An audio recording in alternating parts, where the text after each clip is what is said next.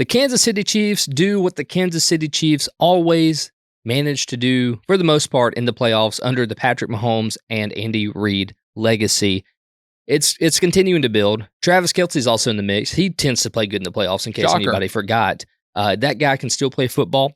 The way that they're able to not use him throughout the year, or at least him not play to his top level performance, it's almost like they reserve him. It's almost like he's on the reserve list, and he just pops up when they need him to. And man, him in playoff time is completely different than him the rest of the season. It's like Noah Gray all season long, and then you get into the playoffs, and hello, Travis Kelce. He's only got so many snaps left in him, and he saves them for the biggest moments. That's exactly right. I don't care what anybody says; it has to be.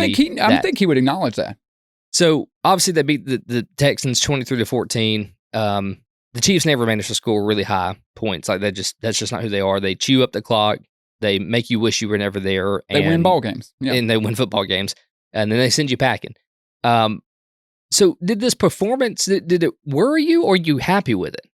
So I would say neither. Didn't worry me. I'm not happy with it. I'll say it kind of looked like how I thought it would look. I do think they looked a little rusty at the beginning. I think they'll say that's not. They'll say it's just a good defense. That's true. But it felt like the 24 days off might have not been great. Kind of, boring game. We'll talk about the controversy because it's the Chiefs, God forbid. But the Chiefs just did what they always do. They played clean football and they let the other team beat themselves. And Patrick Mahomes made a couple big plays. I mean, Kelce had 100-something yards. He went off.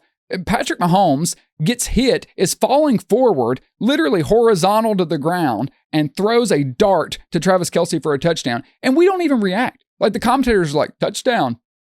Kansas City, because we see him do it all the time. It's like no one else does what this guy does. He's falling forward like Michael Jackson in a music video, about to hit the ground, and says, here, take the touchdown, and it's a perfect pass. He just delivers in every big moment.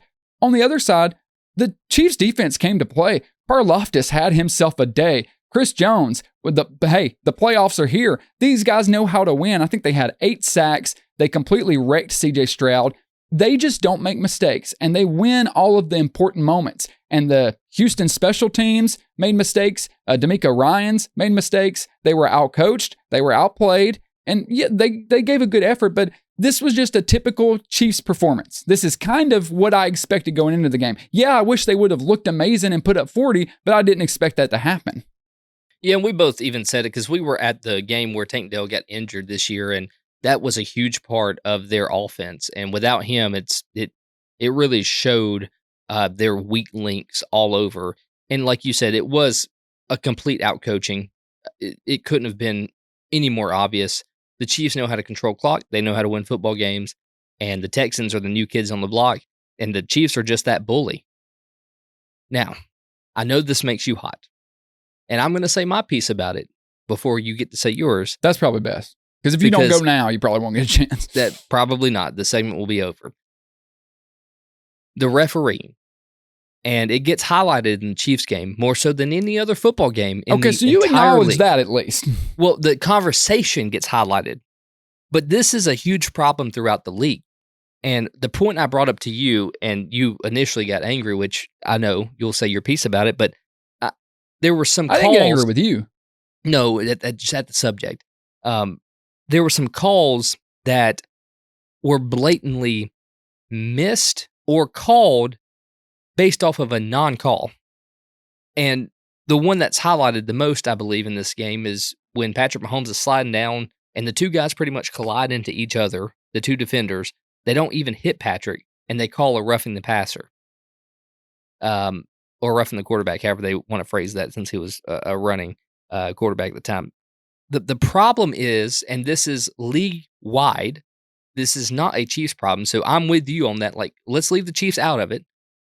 We should be able to, if these penalties are going to cost us 15 yards on all of these penalties, and the quarterback's going to be so protected, and the refs are flag happy, we need to be able to review these calls on these big time, especially in these big time games, and say, hey, you made a mistake, ref. The NBA does it. Why can't we do it? We being the NFL, like I'm part of it.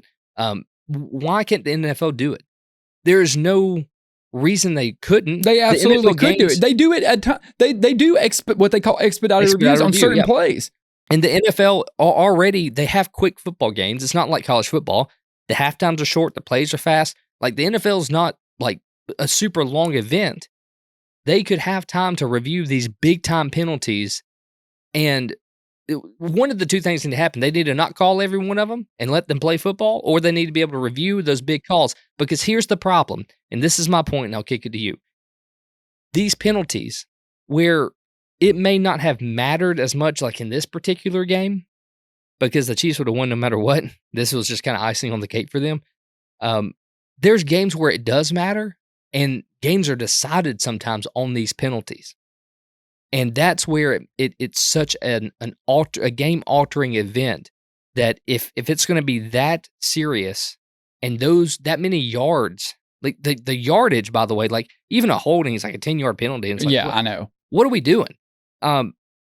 And some of the holding calls like it wasn't even holding. I think was it the Bills game? It was the Bills game. Yeah, where there was a hold, and it's like, no, that's a good block. Is Also, what that is. one happened in the Chiefs game. I think the right guard got called for a hold that wasn't a hold on a play that like wiped out 20, a Kelsey play. And I'm not saying you have to review every single one of these, but or maybe even give maybe that could be in the challenge. Maybe all personal foul penalty. Maybe all 15-yard penalties should be reviewed upstairs. Maybe that's 15-yard penalties. That's a big deal. Or the coach, after seeing it on the jumbotron, could challenge the play. Yeah, well, we've talked about that. Like challenge a penalty. You get like a super challenge, like the XFL did, or whatever it's called now. Each coach gets a super challenge where they can challenge anything one time in the game. Like even if it's something that's non-challengeable. I think that's a great idea. Yeah, even that, and I don't even care. Like if we gave them that, we don't even have to review the penalties. And that's why that would solve so much, because then it's on you. It's like, well, you got to throw the challenge flag. And surely we will, I hope the NFL progresses enough to understand that we need something like that in the league, because these refs have been put into a pigeonhole where they're afraid not to call it, but then they're afraid to call it, and they would rather just go ahead and call it instead of missing the call. Well, also, but now the problem is they're calling it and missing the call that they called. But you can't expect 6 people standing on the field to see or not see everything. They're going to miss things. And that's why I would say I actually kind of agree with everything you said there. What bothers me about it, so generally, I agree. I don't like, me. I am a football purist. I'm a defensive football guy. I like low-scoring physical football games. I don't like the whole protect the quarterback crap. I really don't. I understand the league wanting to protect them because they are their stars. Like you don't want Mahomes and Allen to get knocked out in the divisional round and then have a Super Bowl. Like, okay, I get that. Well, and all the money goes away. The ratings go way down. And but in that case, so I'm fine with it, but we shouldn't have the penalties when there's not one. Right. Here's what gets on my nerves, just to say my piece. It happened with the Patriots too. Because the Chiefs are the dynasty and they're hated, which it's weird to me that people hate dynasties. I always have liked dynasties. I like seeing greatness. I liked it with Brady. Yeah, it's amazing. Like I like seeing teams defy the odds. So they look for every penalty. And every Chiefs game, a lot of them are nationally televised, immediately on Twitter, every single play call is scrutinized. If you scrutinize every single game, you're going to find calls. The Bills got a defensive pass interference call when the receiver literally tackled the defender. He grabbed the defender, threw him down, and it was a DPI that gave him the ball in the red zone. Is anyone on Twitter bitching about that? Absolutely not. 2 weeks ago, the referee came to the sidelines and sat with Josh Allen and talked to him and patted him on the head. If that happened to Mahomes, could you imagine what Twitter would be like if a referee came to the sidelines while Patrick Mahomes was sitting on the bench and was patting him on the head? It would explode. And I'm not taking shots at Josh Allen. I'm just saying it is so clear and obvious that people are just looking at Chiefs games and overanalyzing it and throwing every back. And even I love Joe Buck and Troy Aikman, but God, they cried about it for a fucking hour. For a fucking hour. I'm like, dude, did the refs, fumble the football? Did the refs allow 8 sacks? Did the refs go for it on 4th and 10 and snap the ball right before a delay of game and get sacked? No, they didn't do all of that. Everyone knows that the refs didn't affect the outcome of this game. But I do hate just the microscope the Chiefs are under as if they get all the calls. Because even when you look at the data, they don't. They're one of the most penalized teams over the past 18 years and the most crucial penalties. Regarding the calls individually, and then I'll go to something I think you'll actually agree with me on. The first call, where I think it was Will Anderson that looked like it hit him in the head, that from the ref's view is a penalty. And I don't care what anybody says. That penalty, they've been calling that all year. They call that every single game. I don't like it. I wish they didn't. But everyone acting as if like that was egregious, that's just an NFL penalty now. It's stupid. I hate it. I wish we would take it out of the game. That is a penalty on any quarterback in any week. And y'all can lie and say it's not. It just is. I've watched the football games all season. The second one, which I think is the more controversial one, where the two defenders hit each other while Mahomes is sliding. Obviously, not a penalty. However, they did lower their shoulder and try to hit him during the slide. Like, even though they didn't hit him, they initiated and were trying to hit him while he was sliding. One of them was Al-Shaair, who I think we can just say at this point is a dirty player. I get it. No, it shouldn't have been a penalty, but those players shouldn't have put themselves in that position because they went to try and hit him late. I'm sorry, that's just true. That's just what happened. So the two egregious penalties aren't even like so absurdly egregious. Like Kansas City's gotten way more egregious breaks than those two. The first one, I agree with you. That's been a penalty all year long, and we've talked about it before.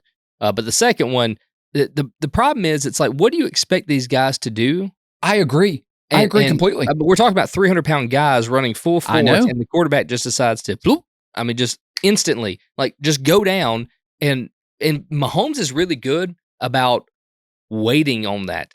Mahomes knows how to draw penalties. He's good at it. He's like LeBron drawing fouls, like they know how to do it. Mahomes did it even going to the sideline. He tried to flop. That's what I want to talk about. That's actually, to me, if you're going to be mad about that game about anything, that's what I think you could be mad about.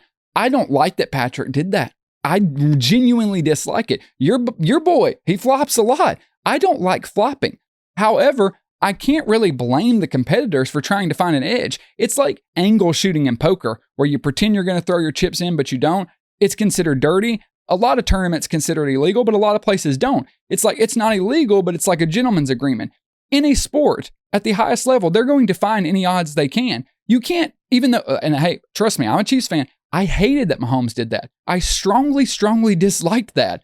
But it's not on Mahomes to fix it. It's on the league. The players are going to exploit the rules. But out of all the things, we're talking about the two hits or non-hits, whatever you want to call it. That was the most egregious one because Mahomes slowed up to let him push him, and then he flopped. I hate that. I absolutely hate flopping. I feel like that's something the league should address more so than the other two. The other two, I think everyone's kind of being crybaby bitches about. The flopping on the sidelines bothered me.